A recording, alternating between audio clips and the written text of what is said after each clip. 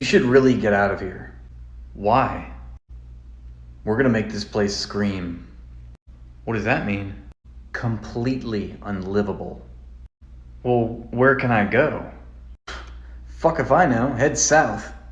Is it safe there? Nope. What the fuck? You're trapped. You tell me to leave, but there's nowhere to go. Ain't that something? Well, then I will fight. Terrorist! Yes, this just in. Evil, bloodthirsty terrorists strike again. We're at a war with darkness.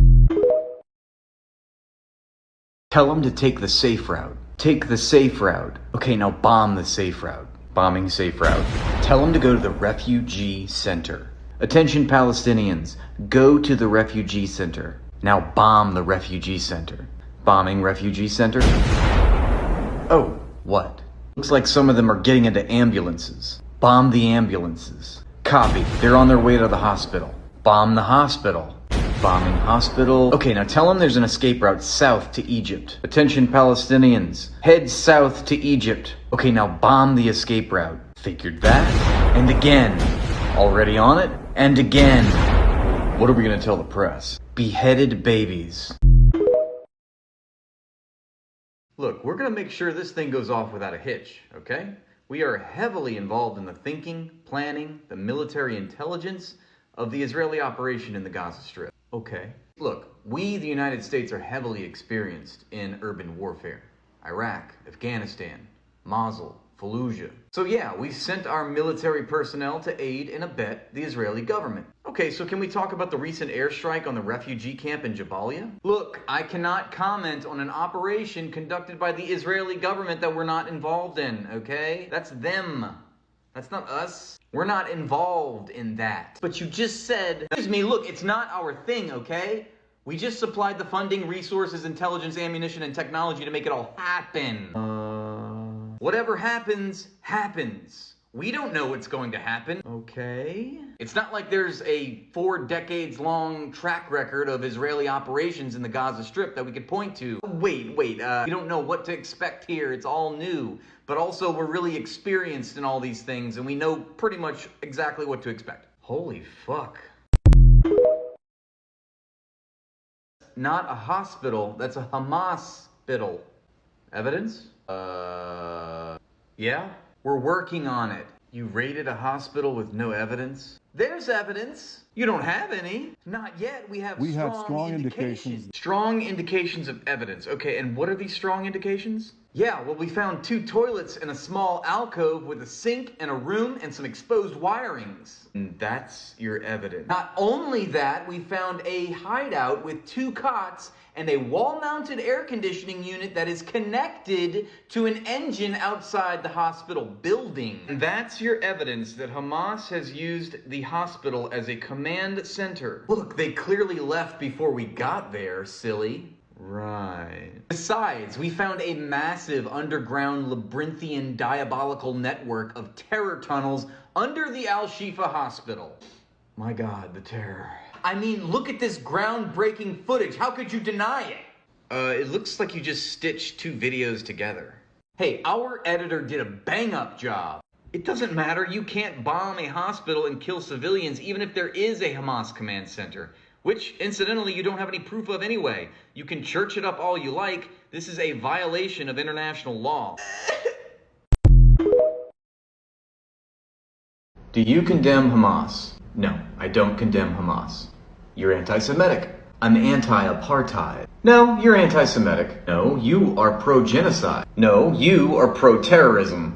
I am pro-Palestinians' right to self-determine, and because that is being violently suppressed by Israel, I do not pass moral judgment on the Palestinians' armed struggle for human rights. I can't believe you don't condemn Hamas. Well, get used to it. Neither does international law. Neither does the UN. Neither does the International Court of Justice. Neither does the International Criminal Court. Neither does the International Committee for the Red Cross. Neither does the Geneva Conventions. Israel has a right to defend itself. No, they don't. Legally, they forego the right to self-defense because of their wrongful illegal occupation. Hamas rockets! If Israel wishes for the violence to stop, then it will withdraw its illegal blockade of the Gaza Strip. It will cease launching murderous, high-tech, remote-controlled bombing campaigns upon the Gazan people. In fact, according to Israel's own top legal experts in international law, the only right that Israel has is the right to withdraw from its illegal occupation. The only point in time in which Israel would retain the right to self-defense is if it withdrew from its illegal occupation of the Gaza Strip, it dismantled its illegal blockade, and at that point in time, if Hamas continued to fire rockets at Israel, then it would have a right to self-defense. You cannot claim the right to self-defense if that right to self-defense traces back to an illegal, wrongful occupation. Okay, but why are you yelling? Hamas wants to eradicate all the Jews. Well, that's not true. Yes, it is. Read their charter. Article 16. Hamas affirms that its conflict is with the Zionist project, not with the Jews because of their religion. That's their 2017 charter. I'm talking about their 1988 charter. Well, the 2017 charter is the more recent one. Don't you think we should acknowledge the one that's actually relevant? They amended it for the optics. Source, trust me, bro? The 1988 charter is the only one that matters. Most of the current people in Hamas weren't even born in 1988. Hamas has never invoked their 1988 charter, and they have since amended it. Look, the fact that they amended it does not matter. Mama said no take backsies. So by that rationale, we should totally disregard the 13th Amendment to the US Constitution, which outlawed slavery. No. Yeah, we should go back to the original US Constitution with the 3/5 compromise. No. But that's what you just said. Amendments don't matter. We should always hold a people to its original charter, no matter what. Look. No, you look. You are so blatantly performing mental gymnastics in your attempt to skirt the obvious truth. Which is the 2004 advisory ruling of the International Court of Justice, which stated, 1, that the Palestinian people do in fact exist. 2, that as a people, they are afforded their right to self-determine. 3, that their territorial unit is internationally recognized as the Gaza Strip, the West Bank, and East Jerusalem. 4, that Israel's illegal blockade and occupation of the West Bank and Gaza Strip constitutes a flagrant violation of international law, and Israel must return to its pre-June 1967 borders.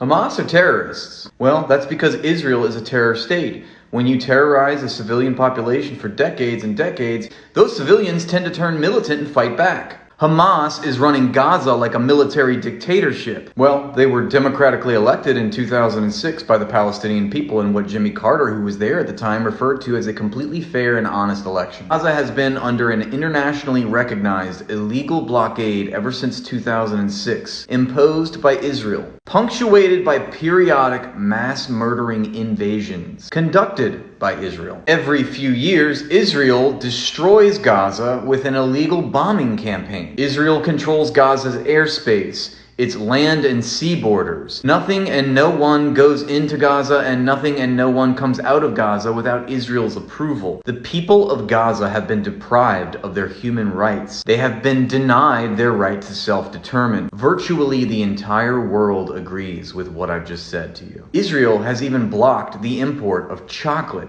children's puzzles, other various foods, water, and vital medical supplies, in addition to bombing their hospitals every 5 years. If you defend Israel in any of this, you have no moral high ground. If you cry outrage over Hamas resorting to violence in this situation, in this context, you are proving your own racist inherent bias and your non-commitment to moral principles of the most elementary kind. You cannot condemn a group of people for resorting to violence when they are up against another social organization which has an entire monopoly on violence and who uses it indiscriminately.